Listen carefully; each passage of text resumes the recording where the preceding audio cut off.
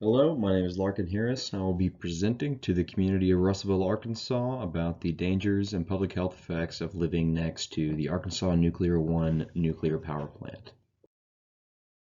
Before I get started, I just want to make clear that this is a student presentation of a hypothetical scenario purely for educational purposes.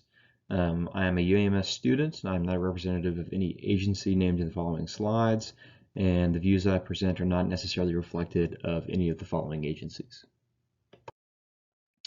In this presentation, I'm going to be discussing a few different topics, specifically giving a little background on Arkansas Nuclear One, including when it was founded, when it was built, and a little bit about its safety and structure.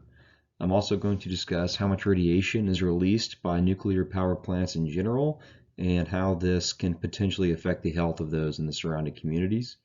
I'm going to touch on how nuclear power plants affect local waterways, including drinking water and just general fisheries and things like that. I'm also going to talk about the effect of power plants on air quality in the surrounding areas. And finally, I'm going to discuss some of the health considerations for people who actually work in the power plant and not just those in the community outside. I've got several sources here that I'm going to be using for this presentation.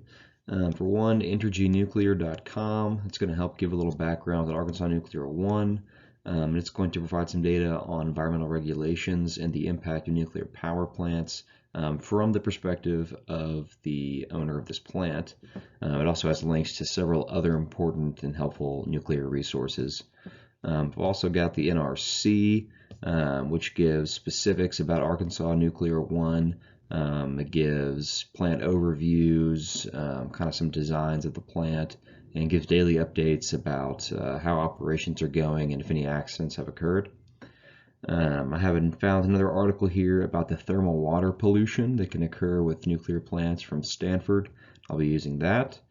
The EIA's got a great article about how nuclear power plants create radioactivity and what happens to the waste after that is ready to be disposed of. And then environmentamerica.com, they've got a great article about how power plants can affect waterways, and it lays out the different ways in which waterways can be contaminated by nuclear power. And then finally, the NRC has another article about how nuclear power plants release radiation and the effect of this.